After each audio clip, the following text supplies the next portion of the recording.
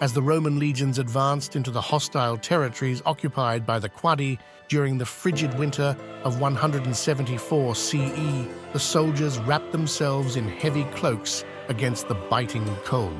The march was grueling, with each step sinking into the snow-covered ground, leaving a stark trail of Roman resolve in the white wilderness. General sentiment among the troops was grim, as homesickness and the biting cold gnawed at their morale. The Quadi, aware of the Roman approach, fortified their positions along the frozen Danube, preparing for a confrontation they believed would shape their destiny. The Germanic warriors, draped in furs, watched from their wooden ramparts, their breaths forming clouds in the cold air. Tensions ran high as the two forces eyed each other across icy barriers, the silence of the landscape punctuated only by the howling wind. The first skirmishes were brutal and brief, with Roman discipline clashing against the fierce, unpredictable tactics of the Quadi. Roman soldiers, trained for open field battles, found themselves tested in the dense, snow-laden forests where visibility was low and the environment unfamiliar. Each clash left scores of men on both sides wounded or dead, their blood staining the snow, a vivid contrast to the white expanse. As the siege wore on, the Roman camps found themselves cut off from fresh water supplies, with the freezing temperatures turning rivers into unyielding ice. The desperation for water became as consuming as the threat from the Quadi forces lurking nearby.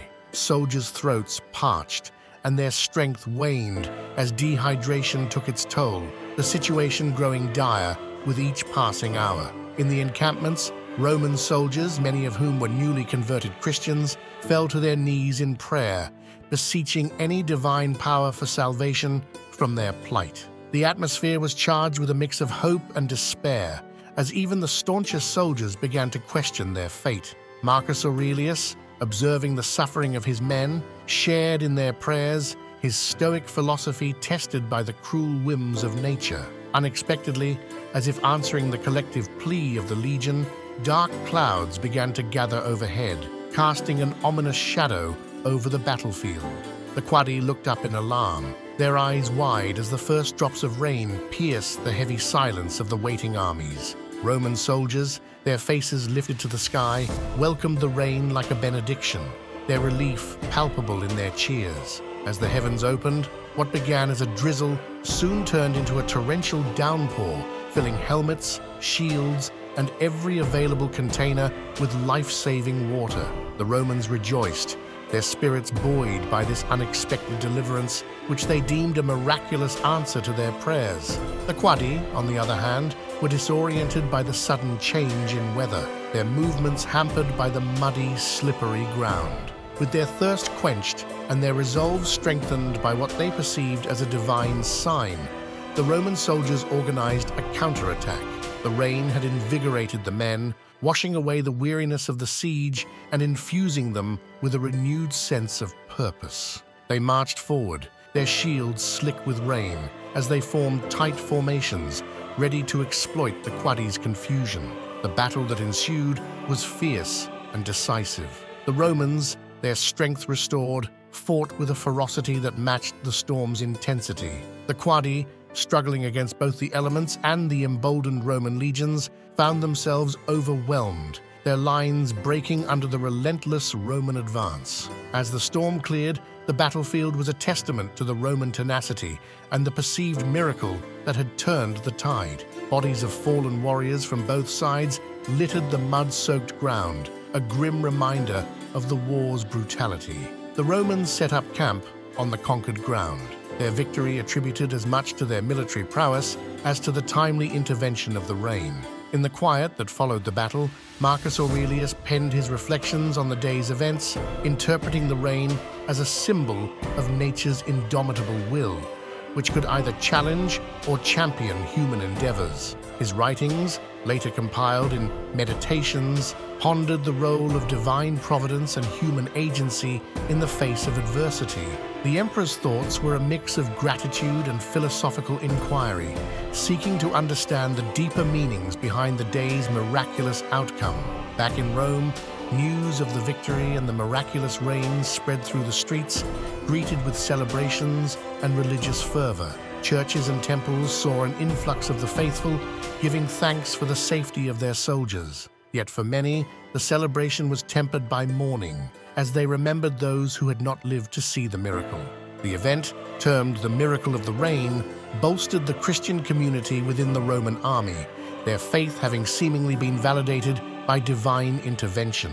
Churches commemorated the event annually, and it became a rallying story for the power of prayer, influencing religious discourse across the empire. Soldiers and citizens alike were drawn to the faith, intrigued by the power that could sway even the mightiest of empires. The defeated Quadi, their spirits crushed by the unexpected loss, retreated into the deeper forests of Germania. In the aftermath, their leaders convened in hushed tones, re-evaluating their strategies and the new spiritual element now palpable among their Roman adversaries. The loss was not just a military defeat, but a psychological blow as they pondered the might of a force aided by the heavens. In response to the Roman victory, Marcus Aurelius ordered the strengthening of fortifications along the Danube, determined to prevent future incursions. Legionnaires worked alongside engineers, constructing towers and walls that stood as stern guardians against further barbarian aggression.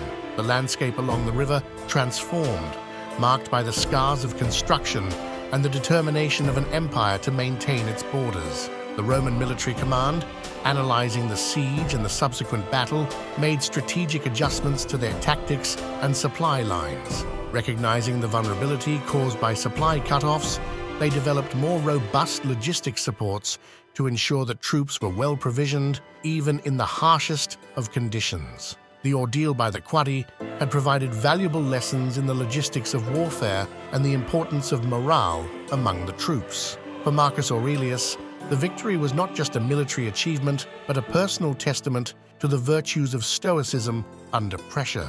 In his meditations, he emphasized the importance of remaining unswayed by external events, whether as dire as a siege or as fortuitous as a miraculous reign. His leadership, marked by a calm demeanor and philosophical insight, inspired his generals and soldiers alike, fostering a command environment where resilience was as crucial as strength. Despite the victory, the shadow of war continued to linger over the Roman Empire. Veterans of the campaign, returning to their homes, brought back stories of the harsh conditions and the miraculous reign, tales that became part of the lore of their communities. The psychological scars of battle, however, remained with many, as they struggled to reconcile their experiences on the field with the peace they found at home. The Miracle of the Reign became a legendary event in Roman military history, celebrated in art, literature, and religious teachings as an example of divine intervention in human affairs. This event was depicted in various forms, from mosaics in public baths to frescoes in villas, reminding Romans of the time when the gods had seemingly cast their favor upon their legions. The story was passed down through generations, a testament to the enduring power of faith and fortitude. As Marcus Aurelius's reign approached its twilight years, the emperor reflected on the wars with the Quadi and the transformative events that had shaped his rule. In his philosophical writings, he questioned the nature of fate and the ethics of power, using his experiences as a foundation for his thoughts on duty, leadership, and the human condition. His legacy, characterized by the wisdom of a philosopher and the resolve of an emperor, continued to influence both the leaders and the led, long after the legions had marched home from the forests of Germania. Our journey through time comes to an end for today. We embark on new adventures every week. If you relish the experience, please like and subscribe.